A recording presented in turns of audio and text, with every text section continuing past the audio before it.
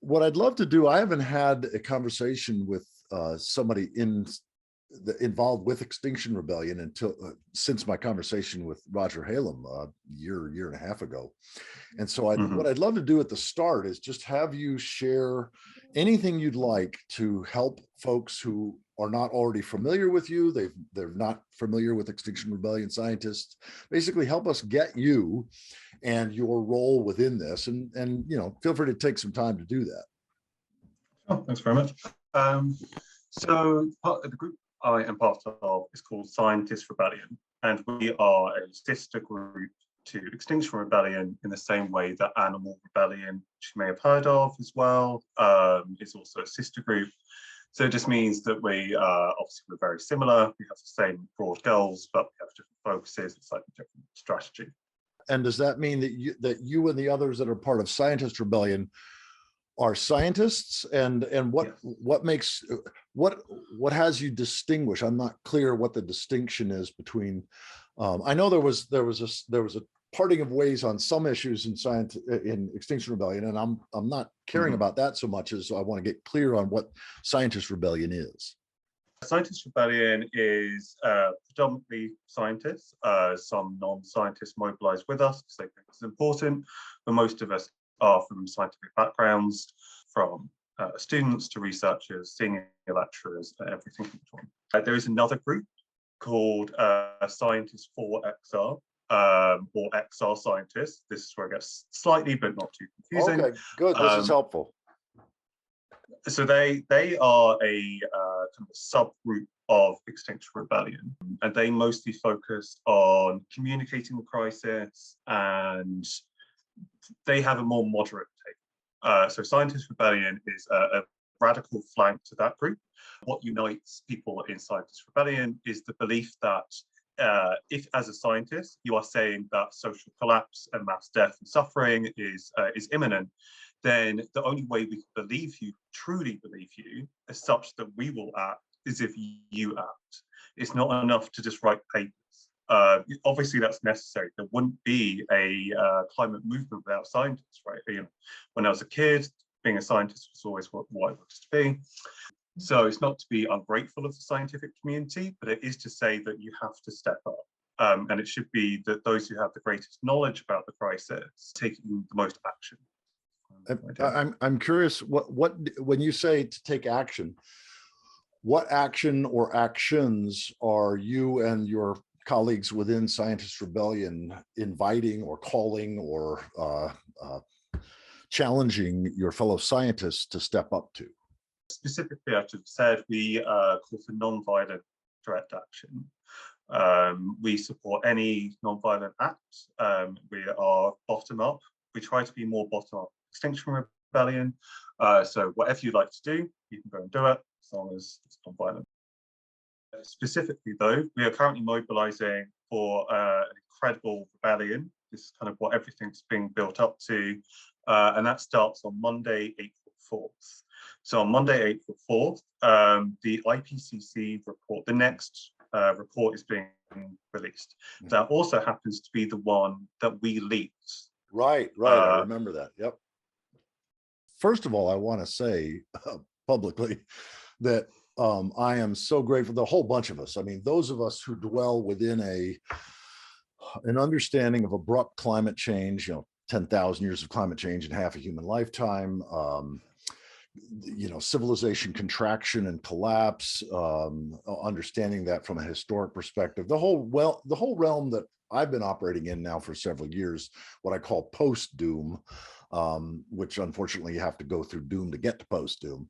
But we are, I could say to a person, deeply grateful for you all leaking that document when you did, because that was just vitally important. I mean, I think few things are more important than getting out the best information ahead of when the economic powers that be would like to have us understand this stuff.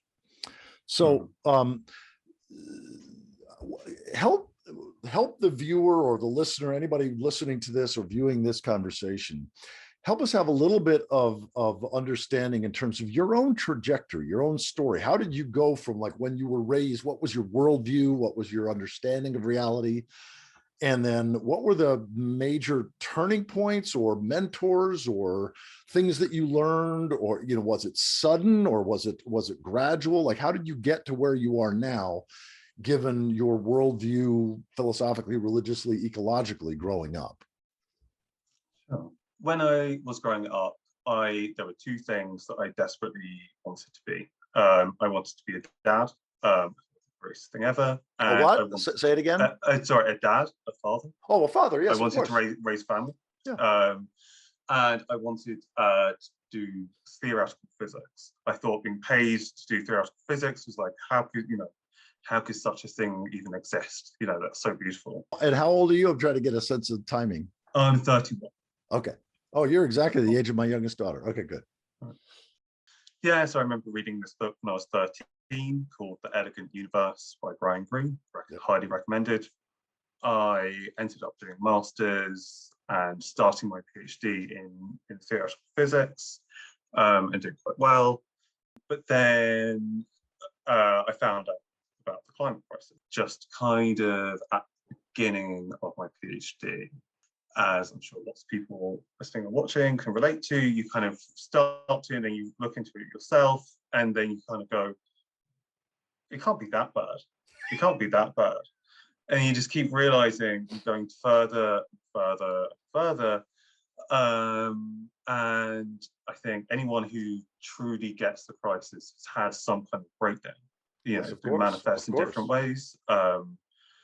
I had severe climate grief, panic attacks, severe depression, bursting into tears. You know, it was all-consuming.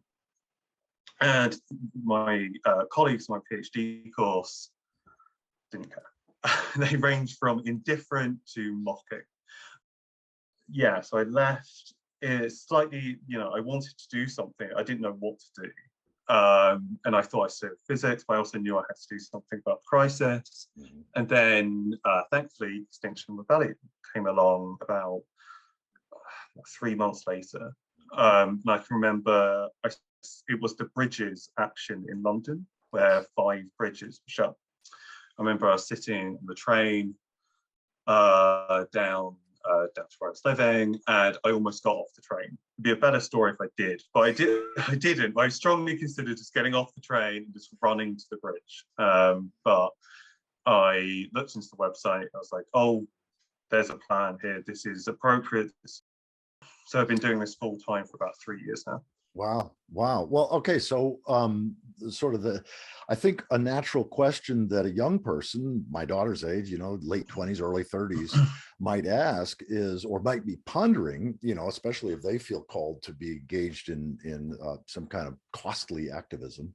I remember Dietrich Bonhoeffer, the theologian that was actually killed by the Nazis just before the end.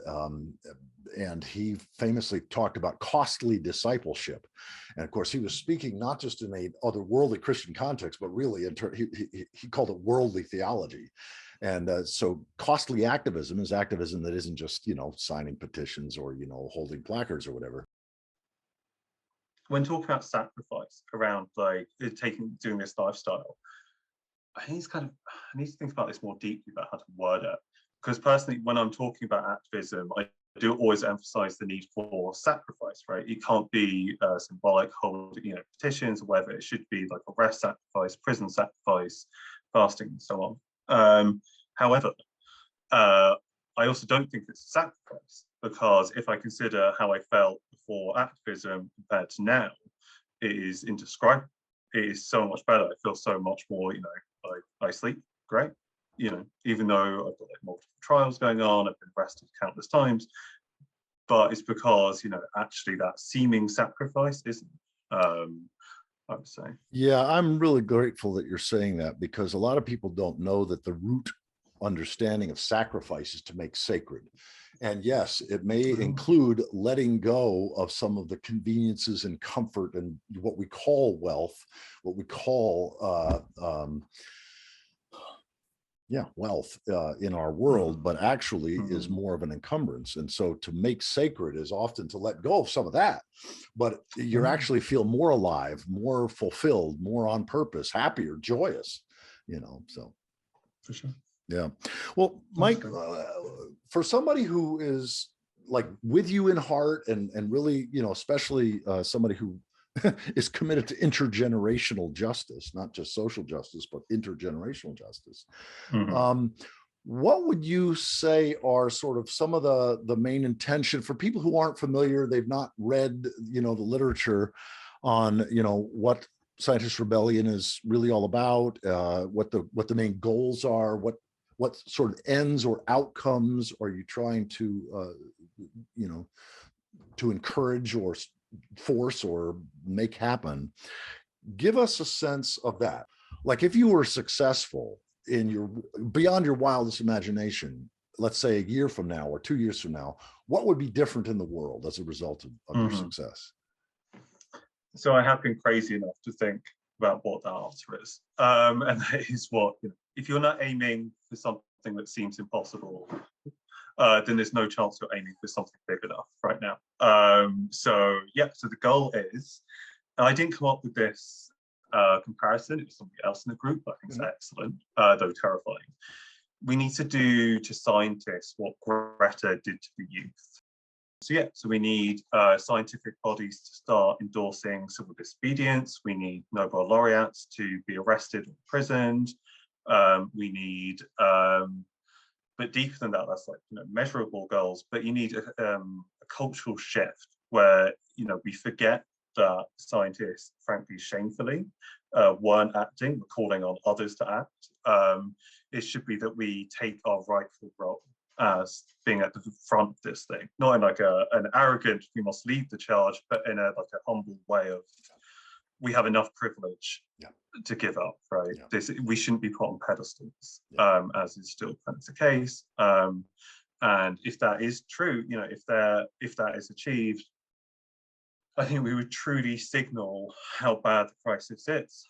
And that might not be enough, but I think that is what the community has an obligation to do at this point. Yeah, that's great. Now, one thing that I've been engaged in rather in depth and passionately for the last 7 years, I woke up to climate, the urgency of climate in December of 2012. I watched David Roberts' TEDx talk, "Climate Change is Simple." And then for several years was engaged in study, full-time study, but also activism in terms of, trying to make as big a difference as I could. And then in January of 2015, I read William Catton's book, Overshoot, the ecological basis of revolutionary change, which my copy looks like, a fundamentalist scripture. I've read it, a half a dozen times and recorded it. And one of the things that I'm aware of that maybe a lot of young activists I don't think are aware of is that as Richard Heinberg says, climate is not our biggest problem. Overshoot is. And climate, global warming is a symptom of ecological overshoot. And so my concern is that some of the actions that young activists are passionately encouraging actually would probably exacerbate or extend ecological overshoot. And so is that a conversation that's even happening within Scientist Rebellion? Do most people really feel that the issue is getting emissions down and shifting to renewables and green energy and that sort of thing? Or is there a conversation around the larger ecological context in which abrupt climate change is a subset? Yes, so that is definitely discussed. I would like to think we don't have that kind of superficial take, though no doubt we have things to learn and greater depth of understanding. One of the things I most love about Scientist Rebellion is it is really based around justice. So I remember when we did this bridge action at COP26, where it's the first mass arrest of scientists over the climate crisis, everyone was talking about the global south with like tears in their eyes and like a genuine way. This wasn't. So I think there's an understanding that we just can't transition to one kind of extractivism to another around renewables, and there's definitely a deep understanding that we need degrowth, that we have to go within our planetary boundaries. But at least personally, I don't want to speak for everyone else. I do still talk about the need for just emergency decarbonisation, because I think you do, there's some of it, it's so complicated, it's like a hyper object and all of this, but sometimes I think you do need a concrete focus. And that's not to say that, oh, if we solve that, that we're okay. Like we need much more wholesale change. Yeah. But many of those would, if they would be necessarily met if we were to undergo emergency decarbonisation, for example. Okay, good. So I'm curious, how do you stay inspired? How do you stay on purpose? How do you wake up each day? Obviously, you're doing great work, so that's that helps. But like, what are the tools in your toolbox, or your emotional toolbox you mentioned, and I'm grateful that you did, vulnerably, struggling, depression, overwhelm, crying. I mean, all of us who've woken up to this, to our predicament, that it's not just a problem that can be solved technologically. Actually, it turns out that human ingenuity, technology, and the market are what got us in this mess. So thinking that human ingenuity, technology, and the market are going to be our salvation is short-sighted, to say the least. So how do you stay inspired? How do you stay, I'm not going to say hopeful, because I actually prefer, I'm neither hopeful nor hopeless. I truly try to live my life in a hope-free zone, where it's not about hope. I'm engaged in making whatever difference I can, given my skills and my limitations, at whatever scale I can, and ultimately to try to help people to emotionally adapt to the fact that the future is not going to be easier or better or wealthier, that we are no longer in expanding carrying capacity surplus, but we're in a declining time of carrying capacity deficit. And so there's, we're seeing a tightening up of in groups and, all that kind of stuff, which we see in every previous collapsed civilization or empire. So what are the tools that you use? Like, how do you, if you were going to be offering advice or coaching, or just a heart share with somebody roughly your age, or a little younger or a little older, based on your own experience, not just what you've read about or hear about, but what would you offer as sort of some brotherly advice or coaching or suggestions for people, in terms of, so they don't just wallow in despair or overwhelm or fear or blame? Right. Yeah, this is not my strong suit. I feel almost I shouldn't be giving advice. I appreciate your humility in saying that. Things that inspire. So I think I'm very inspired by the people around me as activists. Right, they're always just an example: the Just Stop Oil action on the football pitch, with locking arms. Not the highest sacrifice in some sense, but beautiful and brilliant. And so I think seeing other campaigns and trying to figure out, how I can improve in the groups that I'm working with. I think the greatest motivator, at least at times, is though it's like a dirty fuel, is anger, and just thinking about how unnecessary and selfish what is coming or what is happening is, and kind of genuinely sitting with that, and thinking about the daughters who'll be torn from mothers' hair, and receiving starved to death, these things, and trying to make it that it's not just abstract numbers, actually think about those scenarios. And then if I'm feeling burnt out, I like to go do action. So I feel that if I got recently, I was feeling like I was almost becoming like a manager.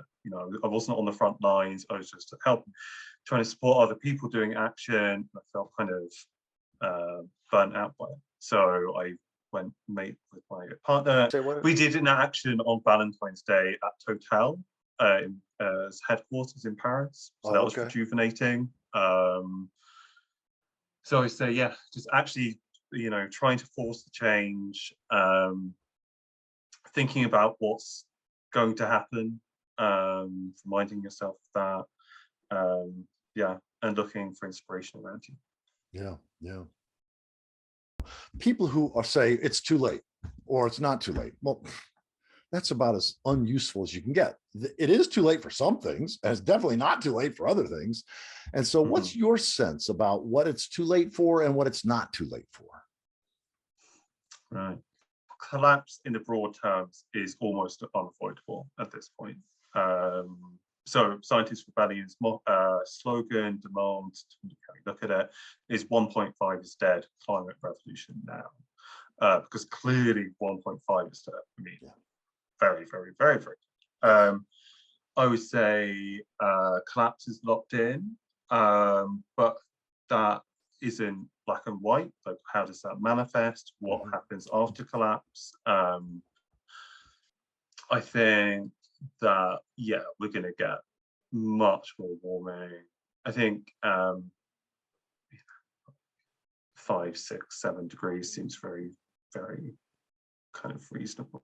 I mean, terrifying, obviously, but well, you know, I think that if you kind of take an honest look at things, that's well, and I greatly appreciate you for saying that, because I agree. I think that's, I mean, I don't even I honestly think that the best evidence that I've seen is that we have already passed certain tipping points. There are others that are still genuinely in the future that we haven't passed yet, but there's some significant ones that are in the rearview mirror. We ran over that dog already. And that puts a number of systems already beyond human control, in the sense that I sometimes critique what I call the myth of the almighty we, that we can do this or we can do that. You know, I think a lot of that is hubris, which doesn't mean that we shouldn't do everything that we can do to make whatever difference we can. But even if we are looking at an inevitable of 3, 4, 5 or more degrees Celsius, and even if that means that there's a better than 80% chance that no mammals larger than something that can burrow into the ground may survive, it doesn't mean that there's not still a tremendous amount that we can do now to lessen suffering, to reduce the to try to soften the collapse, to try to cushion the collapse and make it as less suffering, not just for humans but for other creatures as well, and also to increase the odds of some species of plants and animals and fungi making it forward, which often requires humans assisting them in migrating. That's what my wife's work is all about, is assisting trees in migrating faster than any other animal can move it. Because it seems to me, and her too, that the difference between hundreds and possibly thousands of species of trees going extinct this century for sure, and at least a good number of those species potentially making it through this bottleneck, depends entirely on humans who love particular trees getting some seeds from warmer adapted zones and planting them further north. So there's, just because we can't save everything doesn't mean there's not a lot we can do that can be in a pro-nature, life-centered, sacrificial, but the way you were talking about before, sacrificial meaning sacred work that's on behalf of something larger than us. And so the fact that you are willing to say, yeah, we could very well see, 4 or 5, 6 degrees Celsius, and yet you are still so passionately engaged. That's what excites me. That's what I find helpful, not inspiring like a way of, oh, look at those young people, aren't they doing what's great? No, that's bullshit, as you and I both know. But nonetheless, the fact that you're working with scientists and inviting scientists, imploring for scientists to step up and not just be sort of cool and objective, but to actually give a prophetic. I'm a religious naturalist, so when I use the word prophecy or prophetic, I'm not meaning anything otherworldly or supernatural. For me, a prophet is somebody who sees what's real, who sees what the evidence says is unfolding, and then speaks a word of warning to the people that basically says, folks, we need to get right with reality or else.